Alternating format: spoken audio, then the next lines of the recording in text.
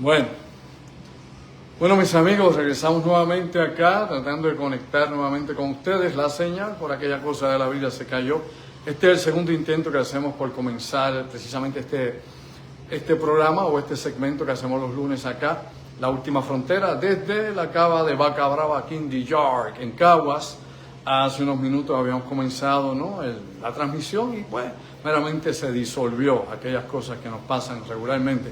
Gracias a todos ustedes por conectarse una vez más con nosotros. Acá comenzamos nuevamente la retransmisión, si así le podemos decir, de la segunda parte o de la primera parte, porque realmente pues salió del aire todo lo que estábamos haciendo, así que vamos a comenzar de nuevo tratando de ir guiando el pensamiento sobre los asuntos. Hablaba hace un rato precisamente del tema de hoy, que es Puerto Rico, la Isla de los Misterios. Habíamos hecho un pequeño resumen de lo que hablamos la pasada semana, de los hallazgos arqueológicos sin explicación en Puerto Rico, de los OPARs, objetos fuera de tiempo y ubicación en Puerto Rico, y otros asuntos más relacionados a eso, lo que platicamos el pasado lunes. Hoy vamos a hablar de otro aspecto dentro de todo esto, es decir, de lo que algunos llaman, ¿no?, en Puerto Rico la aparición de criaturas y entidades fantásticas. Anteriormente habíamos hecho un segmento hablando de ese tipo de apariciones en Puerto Rico, ya no desde el ámbito tal vez teológico religioso como las apariciones marianas, y no necesariamente con los objetos voladores no identificados, que es otro tópico que hemos aquí desarrollado.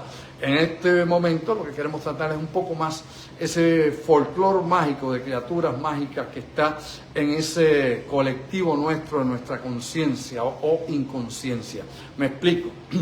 Lógicamente Puerto Rico está en medio del Caribe mágico. En este lugar donde nos ubicamos nosotros se ha dado todo tipo de experiencias, tal vez por el sincretismo religioso, las culturas y sociedades que han compuesto al puertorriqueño, ¿no?, lo que somos en la actualidad desde nuestro pasado, cómo se ha ido procesando la información folclórica, la información social, las religiones, los cultos y tantas otras cosas que han influenciado en la forma de ver de nuestra cosmovisión como puertorriqueños. Lógicamente hay unas tradiciones que todavía quedan en Puerto Rico y esas tradiciones casi todas se mantienen en lugares, más bien diría yo, reducidos o lugares específicos, y me explico aún más. Mucha de la tradición puertorriqueña queda todavía en la ruralía, en el campo.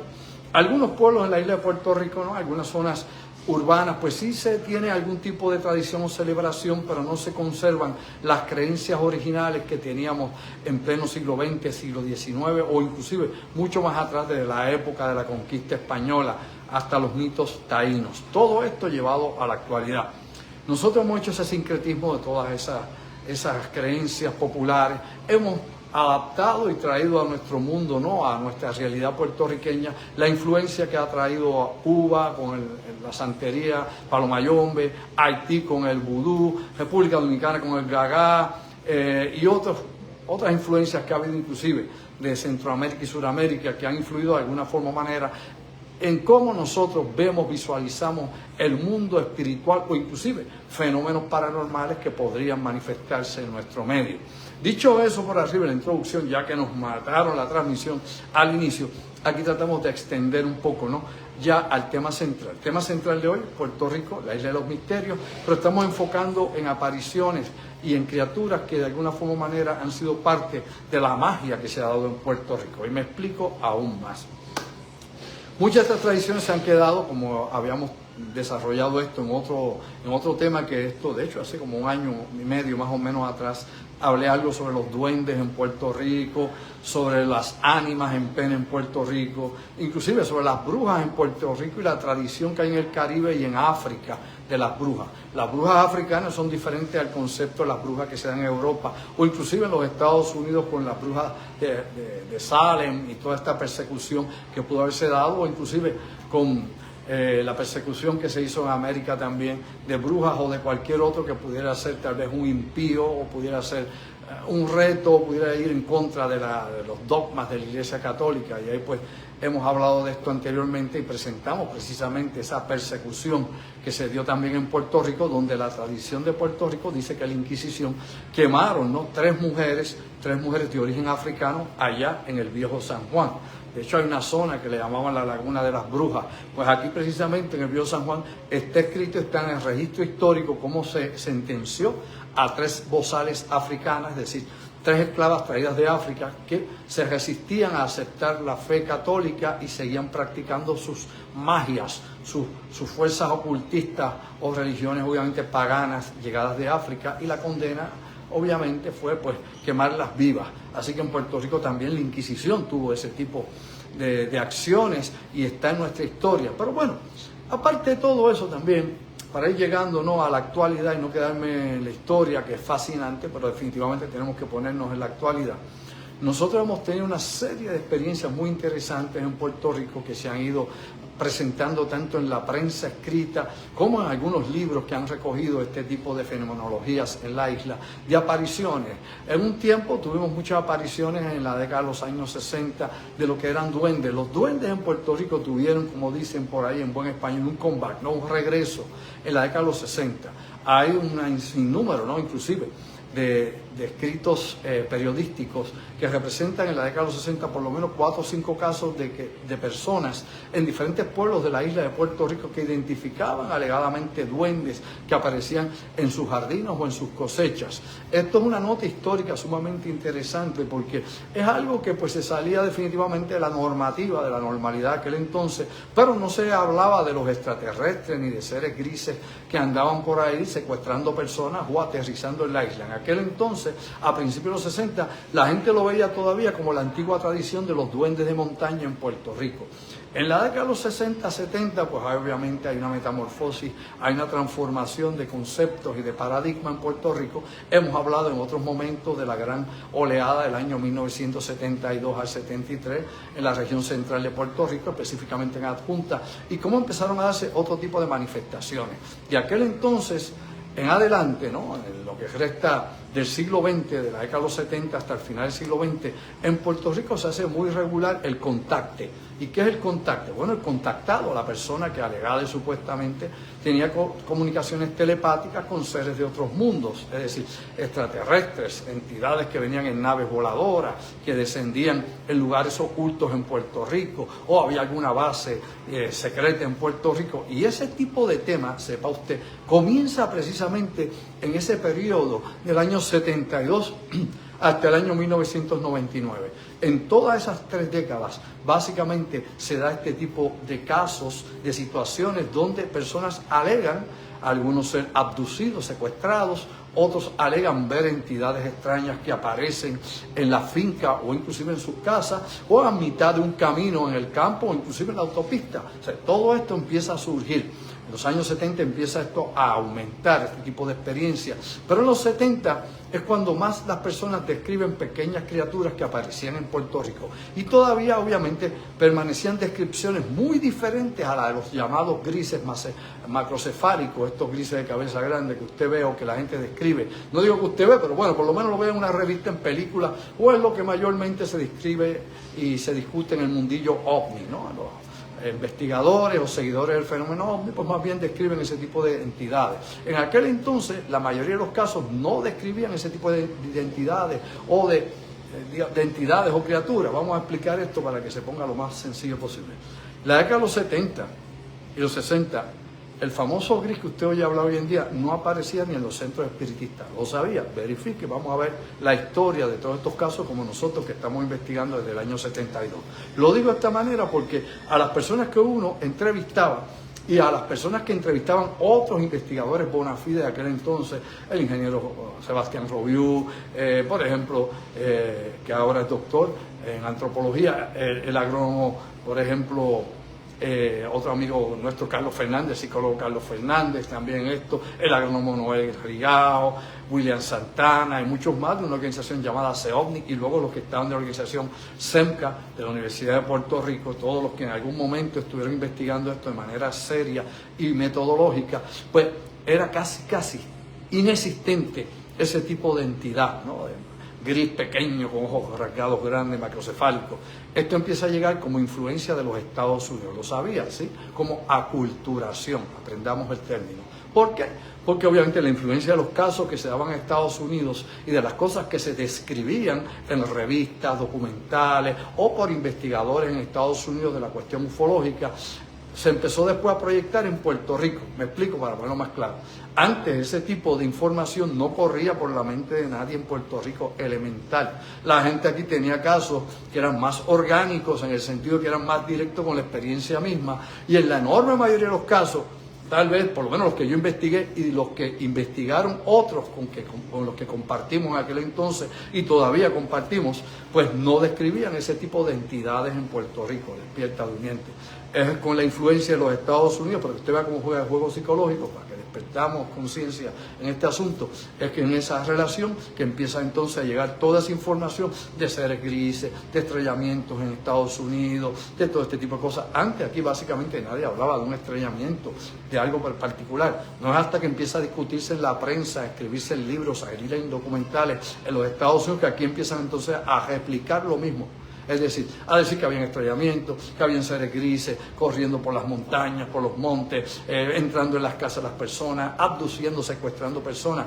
Antes de eso, de esa oleada que llegó a Puerto Rico, que empezó a hacer de esa manera a mediados de los 80 y los 90, que es cuando llega esa influencia y se empiezan a dar la réplica de estos casos en Puerto Rico con similitudes a las que hay en Estados Unidos. Aquí no era esa la descripción, lo sabía, verifique, inclusive en el libro del ingeniero Sebastián Robiu, o el doctor Sebastián Robiu, Manifiesto OVNI, usted tiene ahí un concepto completo y un compendio en muchos casos, y usted va a ver, se va a dar cuenta que ese tipo de descripción, básicamente el 90% de los casos no aparecía, y en un pequeño por ciento tal vez con algunas diferencias, para que entienda usted cómo es que se maneja la información y cómo se manipula la información también, despierta durmiente. Ahora, dicho eso, esto es bien importante que lo entendamos.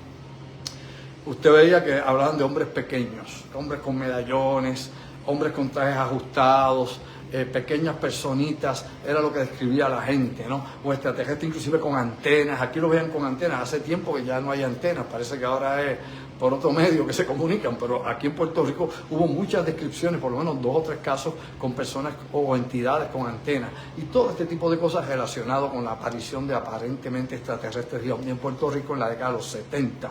Ya a mediados de los 80 empiezan a llegar, como he dicho, información de los Estados Unidos, publicaciones de Estados Unidos, libros de Estados Unidos de secuestros, abducciones, de encuentros cercanos, etcétera, etcétera. Y todo eso empieza obviamente a influir en el general de la mente del puertorriqueño, me explico, en todo, ¿no?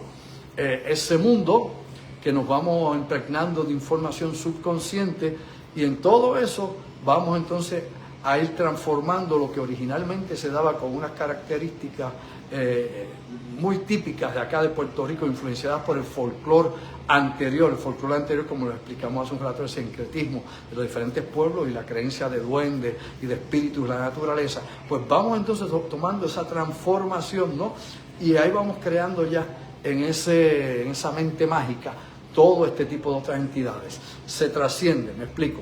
Dejan de aparecer los duendes como tradicionalmente aparecían. Las personas chiquitas que aparecían con trajes de astronauta pequeños, que no eran grises, que no eran necesariamente cabezas grandes abultadas, y luego empiezan a aparecer este tipo de criaturas. Antes de eso, diga, si eso no es así, si he estudiado esto lo va a entender rápido. En Puerto Rico los primeros contactos hablaban de venusinos, lo sabía. Hablaban de los nórdicos, pleiadianos, de gente con pelos rubios, platinados. No hablaban de grises, ni de draconianos, ni reptilianos, ni de casualidad. No aparecía en el menú, ¿lo entendió? No aparecía en el menú. ¿Por qué? No había obviamente el input, no había llegado información acá para crear eso otro, para transformar la experiencia desde nuestra psique hacia el exterior, o eso que se manifiesta que puede alimentarse de lo que hay en nuestro inconsciente y tomar la forma de lo que así desee.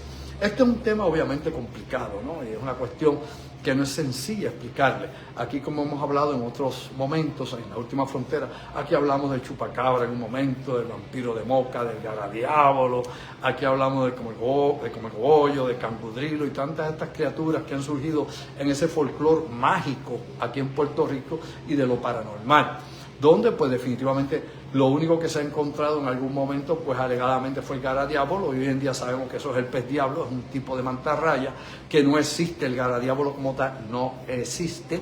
Lo que existe obviamente son amuletos que se hacen con este tipo de mantarraya, que se hacen tanto en Haití como en otras regiones del Caribe, y que en aquel entonces, en el año 71, cuando Garamendi trae aquella experiencia y luego publica su libro Los Garadiábolos, utiliza precisamente ese tipo de amuleto creado, de animal, de talismán creado con este animal, porque su esposa practicaba precisamente una de estas religiones afrocaribeñas, donde la mantarraya le daban esa forma y se utilizaba como un fetiche.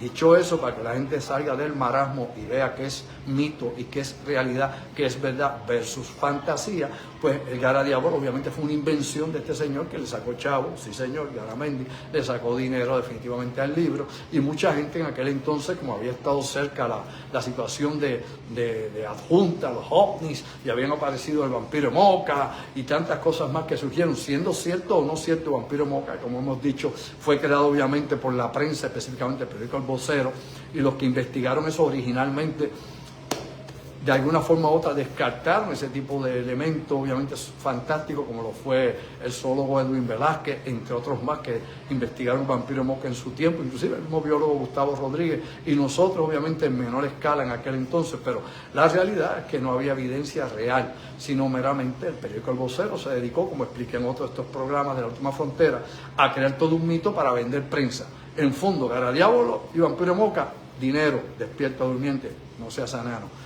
Manipulando obviamente a opinión pública y a los crédulos que quieren creer en lo primero que aparezca para salir de la realidad que le molesta y entrar en otro ámbito que le sea tal vez mejor, ¿no?, dentro de su situación psicológica. Pero bueno, dicho de esta manera, obviamente aquí en Puerto Rico estas criaturas fantásticas han estado en diferentes épocas y diferentes ciclos, dependiendo del ciclo de dificultad, por ponerlo de esta manera, o la etapa en que estemos socialmente hablando y cuáles son las presiones que hay en ese momento, sean políticas, sean sociales, sean económicas, las que sean, que puedan afectar el establishment de la mente humana, o decir nosotros, nuestro nivel y equilibrio psíquico. Muchas de estas manifestaciones sirven como diríamos nosotros, como una llave de presión. Me explico. Dentro de toda esa acumulación de presión social y del ámbito negativo en que estamos viviendo, este tipo de situaciones sirve como una llave de presión. Libera fuerzas que hay en el inconsciente, libera presión que hay en nuestra mente, y obviamente hay un medio completo que podría aprovechar para este tipo de manifestaciones y para que se surjan, ¿no?, este tipo de visiones. En ocasiones, visiones meramente de la imaginación de las personas, ¿no? Gente que interpreta algo malo, meramente en la oscuridad de la noche cree lo que ve, pero no ve lo que sabe. La situación es que meramente tienen este tipo de experiencia. En otros casos, tal vez más rebuscados o más complicados, pues podríamos entrar en este tipo de visiones donde aparentemente algo se materializa, algo que se materializa y puede dejar algún tipo de efecto físico. Y me explico aún más sobre este asunto en particular. Como he dicho, esto es largo, extenso, es un tema variado, tiene muchos ángulos de discusión, no hay una verdad absoluta, hay varias explicaciones o múltiples explicaciones para un caso en particular u otro, hay un sinnúmero de hipótesis y teorías, así que nadie sabe obviamente con certeza, nadie ha presentado evidencia física, nadie es nadie, que se pueda demostrar algo. La gente puede suponer lo que quiera, creer lo que quiera, imaginar lo que quiera, explicar lo que quiera, pero la evidencia es lo que determina finalmente si algo es real o no, lo entendemos. Eso es lo que obviamente va en contra de cualquier superstición o cualquier cosa que se quiera sostener. Aquí en Puerto Rico sí hay que señalar lo siguiente: no se ha presentado nunca, aunque hay rumores y hay una serie de historietas que usted puede creerlas o no. Esto es por fe si usted quiera, ya usted se arriesga a hacer el tonto o a hacer el crédulo. Hay gente que dice que han capturado criaturas aquí, que han capturado garadiábolos que no existen, pues como le dije, el garadiábolo es una mantarraya, le dan unos cortes, la disecan y crean ese fetiche. Pero bueno, hay personas que dicen que han capturado chupacabras, que nadie los ha visto capturados, pero bueno, que las fuerzas especiales o alguna unidad especial se los llevó, y ese tipo de historietas, esas estoy cansado yo de escucharlas y nunca hay evidencia, y los testigos reales nunca aparecen y no se atreven a dar cara porque obviamente saben que es un cuento de camino. Pero aparte de eso, sí se ha encontrado lo siguiente: huellas que no corresponden a animales conocidos, huellas también de animales que sí han sido identificados, que pueden ser animales exóticos como leones, leopardos en Puerto Rico, lobos, mandriles y otros más que sí han campeado por sus respetos en los montes de Puerto Rico. Sí se ha encontrado, por ejemplo, cabello, pelo que podría ser de cualquier animal exótico, inclusive de osos en Puerto Rico, porque aquí se han capturado osos también que han sido traídos ilegalmente a Puerto Rico, para que usted vea más allá de lo aparente, y ese tipo de cosas, animales exóticos. O sí, una variedad de animales exóticos grandes, muchos de ellos pueden ser sumamente peligrosos, no solamente para la fauna de Puerto Rico y su flora, sino inclusive para los puertorriqueños, para la gente común y corriente, como el problema que tenemos actualmente con caimanes o el problema que tenemos con las serpientes en Puerto Rico, sean estas las pitón reticuladas, sean las boas constrictor o las que puedan estar campeando por sus respetos por los montes o por acá, cualquier lugar boscoso. Pero aparte de eso, otras apariciones han dado. Aquí hemos investigado, no solo yo, sino otros investigadores en Puerto Rico, porque hay que hacer el siguiente señalamiento.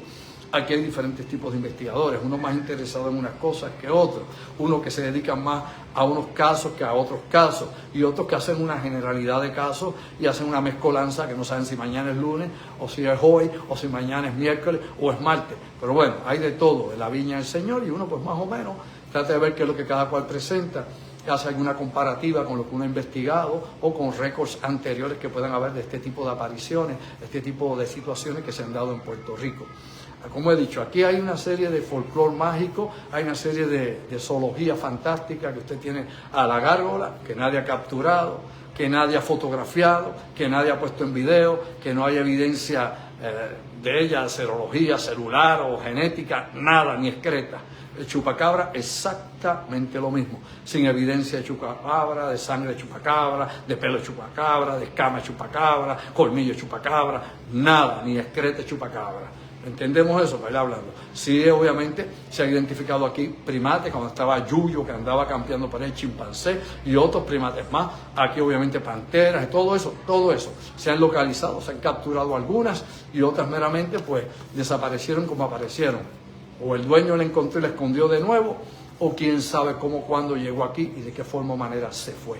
Ahora, aclarado eso, por un lado, aunque sea parcialmente, sí hay de nuevo, hay evidencia de jaulas rotas, baratadas con una fuerza descomunal, mayor que la de un ser humano, berras rotas, huellas extrañas que no pertenecen a un exótico particular, sí, eso también ha aparecido, animales muertos, miles de animales muertos por décadas. Eso no empezó con el chupacabra, despierta durmiente, eso empezó desde casi siempre. Usted puede ir a los registros del Departamento de Agricultura y puede también buscar información del Departamento, por ejemplo, de Recursos Naturales, específicamente de Recursos Naturales va a bregar más bien con registro de algún tipo de animal exótico de los que han sido capturados en algún momento, reportados. Obviamente el Departamento de Agricultura es quien le va a hablar de las muertes, obviamente, de animales, y usted va a encontrar registros que van más allá de los años 50, lo sabía, nada que ver con lo que ahora se habla. Siempre ha habido muerte de animales de corral y de finca en Puerto Rico. ¿Cómo ocurre en los Estados Unidos, en Centroamérica y Sudamérica? Claro, aquí no tenemos los depredadores que hay en Estados Unidos, Centroamérica y Sudamérica. Obviamente se han traído exóticos que son depredadores de Norteamérica, de Centroamérica, Sudamérica, inclusive de África, aquí a Puerto Rico. Y ahí son estos animales que invaden nuestro medio, los que llaman los exóticos. Pero aparte de todo eso, que es la explicación que podría ser más lógica o más evidenciada, donde hay evidencia de alguna clase presentada, existen otros casos rarísimos. Y esos casos rarísimos son los que no hemos podido explicar ni yo ni nadie. Y que por ende usted no se va a inventar un mito, una leyenda, una creencia, un tal vez a lo mejor poner a la gente a fantasear o borraches maví explicándole criaturas fantásticas que no pueden ser capturadas, ¿no? Que no pueden ser heridas, que son invulnerables a todo y que no hay manera obviamente de lidiar con ellas. Pues claro, no vamos a ese mundo fantástico, más allá de la ciencia ficción, hay que bregar con lo que hay aquí, con lo que se puede medir, con lo que se puede investigar. Pero ¿qué pasa? Con lo que se puede medir e investigar, hay casos que no han podido ser explicados a base del método, del medio, la forma, la información que se tiene. Es decir, ni con los veterinarios que han hecho necropsia, ni tampoco con el personal del Departamento de Agricultura ni de Recursos Naturales, ni con otros que han tratado de explicar algunos casos. Hay unos casos en particular que no son todos, es una minoría, vamos a ser realistas en esto y vamos a ser serios, vamos a respetar la inteligencia, son una minoría. Tal vez 12 o 15 casos de los que yo pueda haber conocido. Pueden haber muchos más, obvio, yo no lo sé todo. Hay otros casos, tal vez, como lo hayan manejado, investigado, son otros 20 pesos, pero obviamente hay más casos. Pero por lo menos yo, más o menos una docena de casos que he podido investigar, de entre los cientos de casos que he visto en tantísimos años, que yo podría decir que no cae en la escala de lo que normalmente uno investiga por ataques de animales exóticos, ataques de monos, ataques de perros ferales, ataques de gatos, por ejemplo, gatos ferales, gatos realengos que andan por ahí, o otros tipos de animales que obviamente conocemos y que atacan obviamente animales de corral o animales más pequeños. Hay otros casos donde no hemos podido explicar también la muerte de vacas en Puerto Rico, como ha pasado en Estados Unidos, en diferentes estados donde se ataca al ganado. Pues aquí ha ocurrido también en mucha menor escala. Por lo menos aquí en Puerto Rico hay 2 o 3 casos de esa índole, mucho menor escala. De esos 2 o 3 casos nosotros tenemos la fotografía y los videos que se tomaron en el lugar de la investigación de lo que quedó de los animales mientras investigábamos estos casos en la década de los 90 y a principios de este siglo. Aparte de eso, hay otros casos también que describió la prensa en la década de los 70, los 80 también, de animales muertos en circunstancias extrañas, que no se aplica al ataque de perros o al ataque de gatos, o inclusive de los exóticos que podríamos tener en la isla, que son, como he dicho, ilegales y que no existe lamentablemente, ¿no?, un listado de todos los que podrían estar o en libertad por nuestros montes, campeando, como he dicho yo anteriormente, por su respeto, o que puedan estar en cautiverio de forma ilegal en Puerto Rico, porque se supone que esos animales no estén aquí. Así que tenemos que ver casos reales, muertes animales, son reales, no son ficción. Eso es la base y fundamento de cualquier investigación, muertes animales. Apariciones, bueno, si hay huellas, quedan rastros, tenemos otra evidencia física de que algo apareció, no necesariamente para matar los animales, sino algo apareció en un lugar particular y ha dejado algún tipo de señales físicas de su presencia. Esas son evidencias físicas como tal.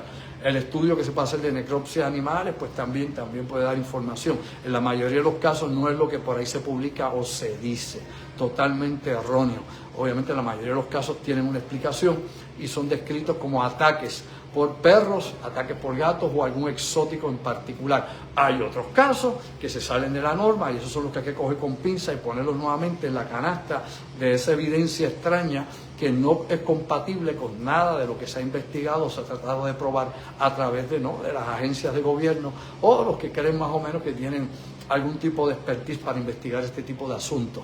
Bien. Todo esto es complicadísimo, ¿no? Se extiende a los límites de lo que la gente quiera creer, imaginar, o lo que la gente quiere ver, o lo que la gente le añade.